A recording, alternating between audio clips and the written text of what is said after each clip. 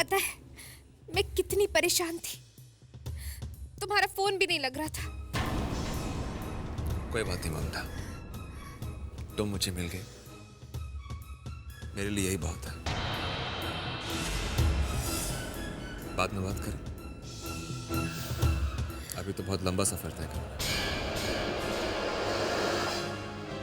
अक्षय, वो अक्षय, हमारी गाड़ी खराब हो गई थी, वो मैं पहले घर चले हम।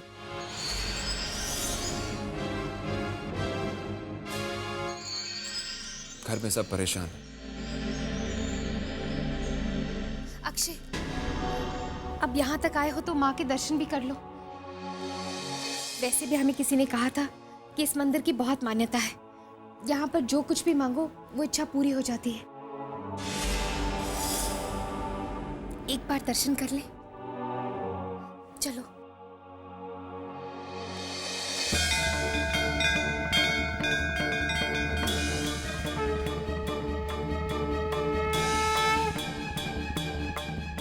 हे माँ, मेरी सिर्फ एक ही प्रार्थना है कि हम तीनों के बीच जो भी गलतफहमियां पैदा हुई हैं, उन्हें आप हमेशा के लिए खत्म कर दीजिए।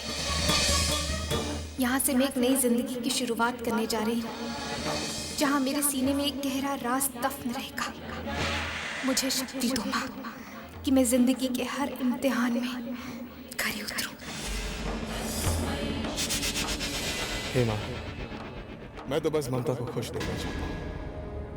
आप ममता को आशीर्वाद दीजिए कि वो हमेशा हंसती रहे। शायद मेरी ही गलती थी और मैं समझ नहीं पाया कि अक्षय ही ममता के लिए सही है। और वैसे भी मैं कौन होता हूँ आपके बनाए हुए रिश्ते के बीच आने वाला।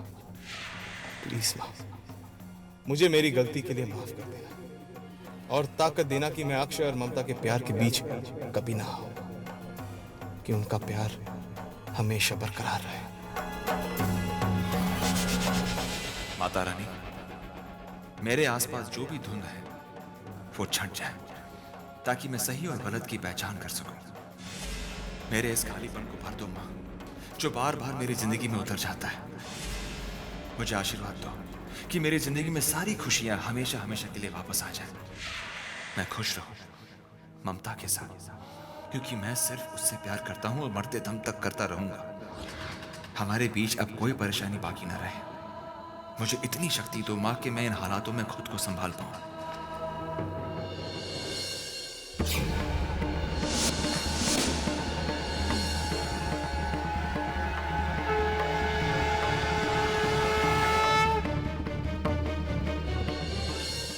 अक्षय, तुम थक गए होगे, मैं चलाता हूं।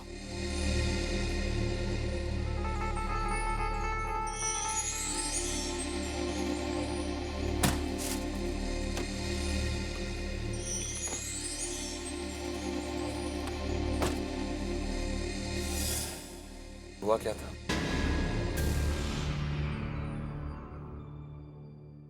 अब वो अक्षय, वंदना आंटी तो हमें आश्रम में मिली ही नहीं।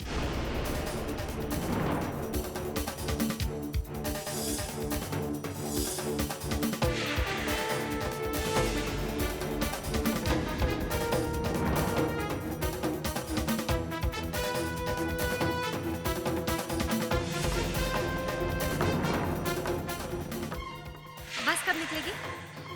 आधे घंटे। ममता, पास में एक मंदिर है, यहाँ के लोग उस मंदिर पर बहुत विश्वास करते हैं। चले वहां पर। यहाँ इतना खाली खाली क्यों है? मुंबई जाने वाली बस थी, चली गई।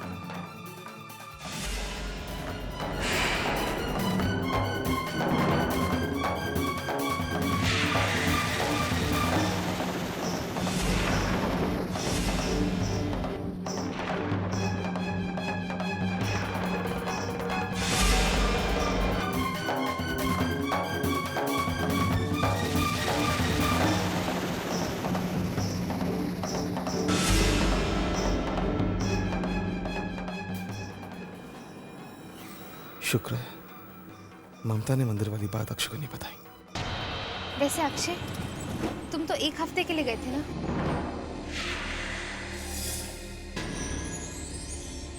क्या हुआ, तुम इतनी जल्दी वापस आ गए?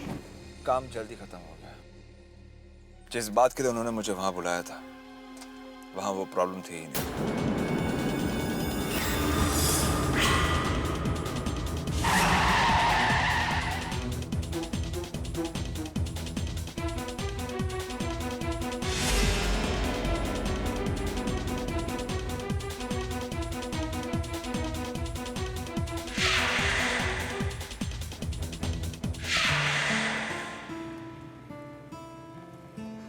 अक्षय, माची और करण की कोई खबर?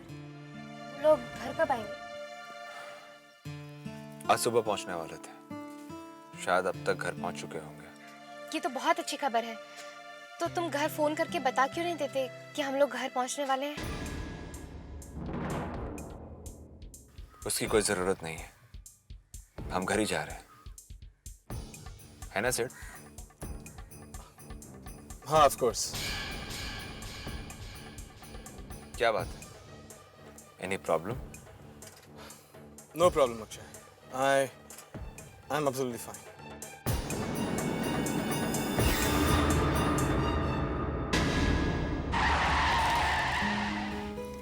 अक्षय, तुमने रात से कुछ नहीं खाया होगा, तुम्हें भूख लगी है? चलो।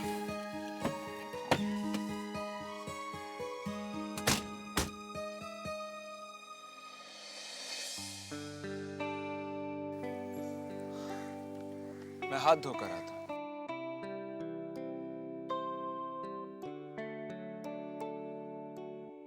हाय हाय, क्या जोड़ी है। मालिक आपकी जोड़ी सलामत रखे। जुग जुग जो बेटा, पैसा दे, ला बेटा दे बाबू, चांद सा बेटा हो तेरे को।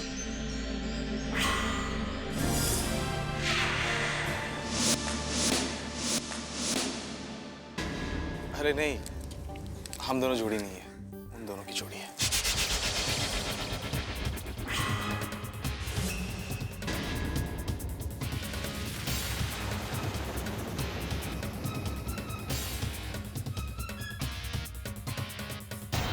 मालिक ने क्या जोड़ी बनाई बाबू, दे बाबू दे, दे बाबू, राजा मालिक। चांद सा बेटा होगा तेरे को, ला दे मालिक। अच्छा लगता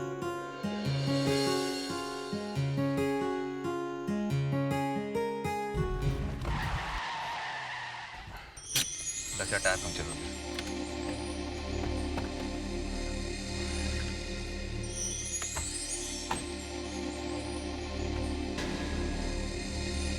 मैं देखता हूँ।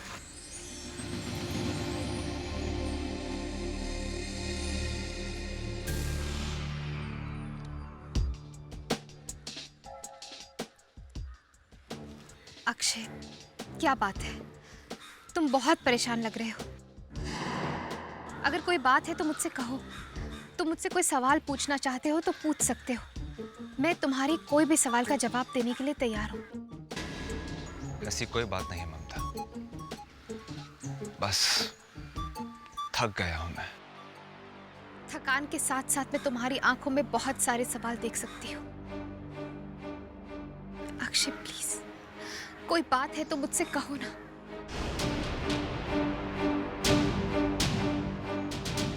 क्या सुनना चाहते हो तुम? तुमसे बहुत प्यार करता हूं ममता। तुम्हें ढूंढने के लिए रात भर पागलों की तरह यहां वहां घूमता रहा। कहां कहां नहीं ढूंढा तुम्हें। जब तुम मिल गए तो तुम्हें घर वापस लेकर जा रहा हूं। और क्या सबूत दूं अपने प्यार का? मैंने तुमसे तुम्हारे प्यार का कभी सबूत नहीं मांगा, ना ही मैंने कभी तुम्हारे प्यार पर शक किया है। पर तुम्हारी बातों से ऐसा लगता है जैसे तुम मेरे प्यार पर शक कर रहे हो। जब रात बहुत गहरी हो जाती है ना, तो कुछ नहीं दिखाई देता। तब हमें सुबह होने का इंतजार करना होता है। इसके लिए हमें एक दूसरे को बहुत वक्त देना होगा। तभी दिन के उजाले में हमें सब कुछ साफ साफ नजर आएगा।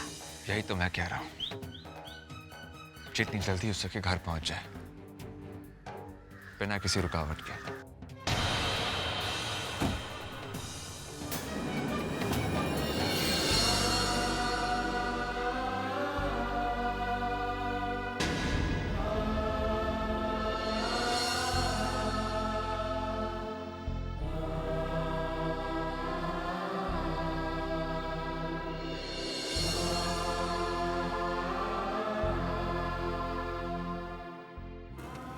मुझे ड्राइव करने दो।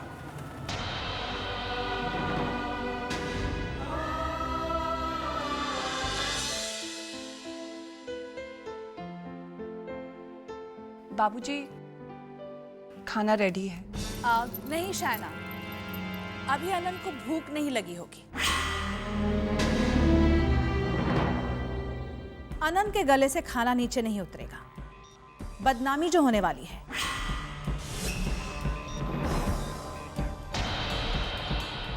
दूसरा दिन आ गया अनंत, और अब भी तुम्हारी लाडली बहू वापस नहीं आई। हम जानते तक नहीं कि वो कहाँ होगी, क्या कुछ नहीं कर रही होगी।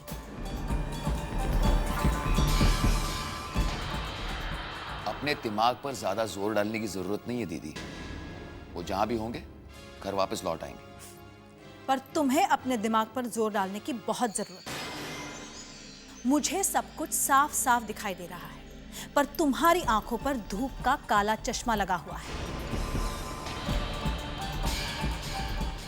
क्यों दमयंती, ठीक कह रही हूं ना मैं?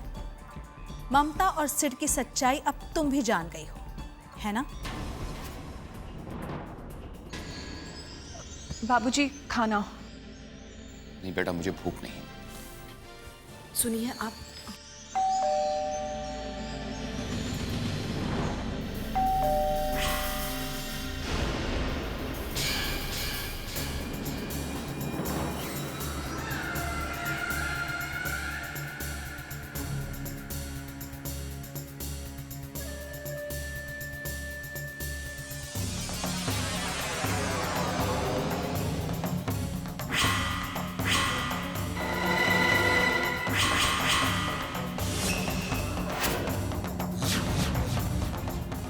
मम्मी जी, देखिए मम्मी जी कौन आया है। इस घर की सबसे बड़ी बहू ममता। ममता, हम सब तुम्हारा खाने पर इंतजार कर रहे थे।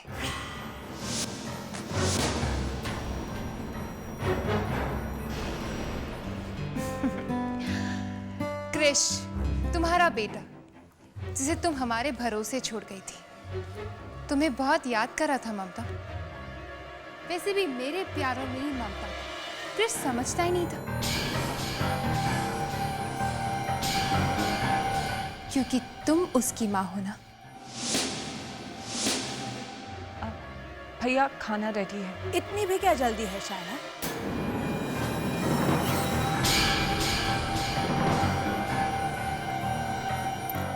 पहले इन सबको पूछ तो लूं कि ये इतनी देर तक कहाँ थे।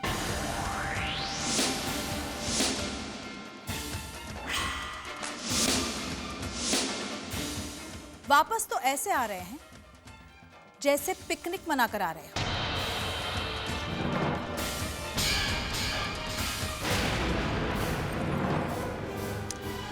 रहने दीजिए मम्मी जी, पिकनिक ही थी ना।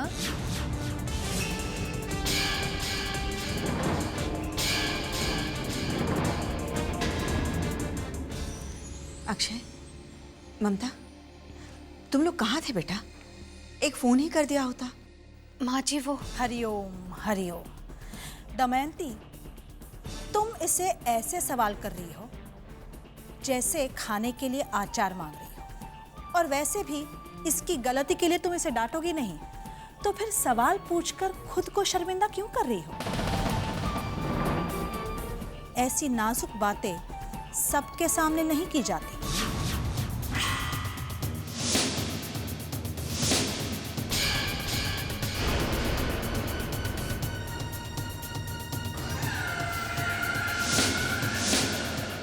और हम सब तो जानते ही हैं कि ममता हमको सच्चाई कहने से रही।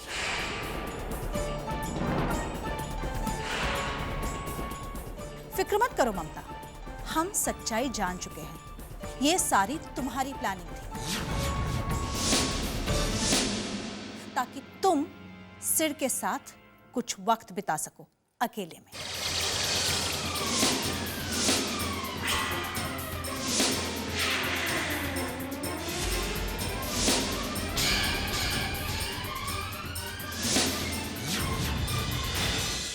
बुआ जी, हम आश्रम गए थे, वहां पर सिद्ध की मम्मी जी नहीं मिली। मिलती कैसे?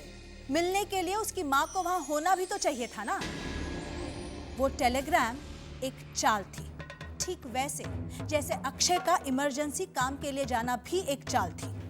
हमें भी पता चला। कितनी निर्लज्ज हो तुम ममता। ये सारी चालें तुमने की थी, तुम्हारे अपने फायदे के लिए।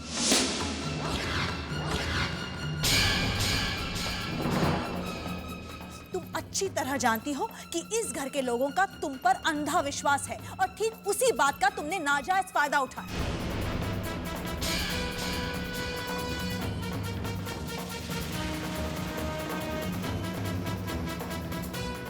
एक बात बताओ ममता, जब तुम जानती थी कि अक्षय घर पर नहीं है, तुम्हें सिड के साथ जाने की क्या जरूरत थी? और तो और तुमने एक फोन तक करना जरूरी नहीं समझा। क्यों नहीं किया तुमने फोन? क्योंकि तुम डर गई थी कि कहीं हम लोगों को तुम्हारा पता न चले।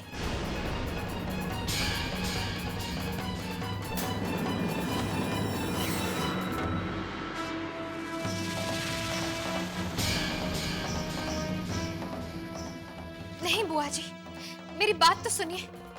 हमारी कार खराब हो गई थी। लो सुन लो बात, इनकी गाड़ी खराब हो गई थी। हरिओम हरिओम।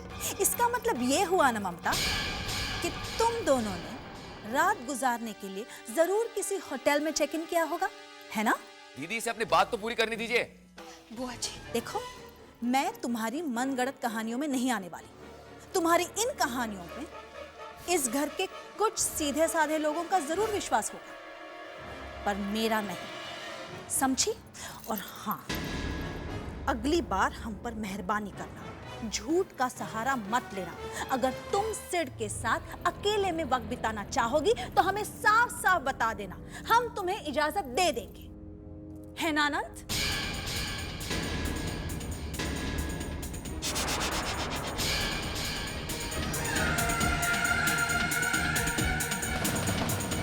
बस बस दीदी बस, मैं और बर्दाश्त नहीं कर सकता। ममता, अक्षय, जाओ बेटा, जाओ अपने कमरे में जाओ।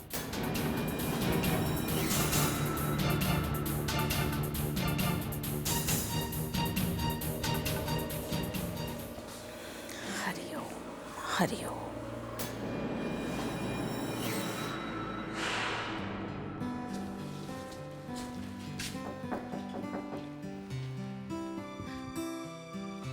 बाबूजी, जीते रहो बेटा। आपकी तबीयत कैसी है बाबूजी? अब ठीक है, दवा चल रही है। आपको आराम करना चाहिए था बाबूजी। हाँ बेटा, और तुम्हें भी अपने मन को इस घर के लोगों की बातों से आराम देना चाहिए। यहाँ के लोग चाहे तुम्हें कुछ भी कहें, तुम्हें उनकी बातों पर ध्यान नहीं देना चाहिए। बहुत सफाई दे चुकी तुम, बस अब अपनी गृहस्थी पर ध्यान दो, इसी में हम सबकी भलाई। जी बाबूजी। और बेटा, मेरी एक और बात पर ध्यान देना, तुम मेरी बेटी हो। यहां के लोग तुम्हारा साथ दें या ना दें, मैं हमेशा तुम्हारे साथ हूं, क्योंकि मुझे तुम्हारी सच्चाई पर पूरा भरोसा है।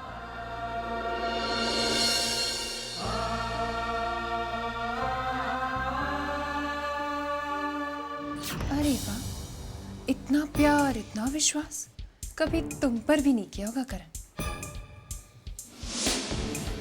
पापा भी ना हर किसी अरे गहरे पे विश्वास कर लेते हैं। तुम सच कह रहे हो करण, अभी इस कहानी का दी एंड करने का वक्त आ चुका है। तुम सच कह रहे हो करण, अभी इस कहानी का दी एंड करने का वक्त आ चुका है।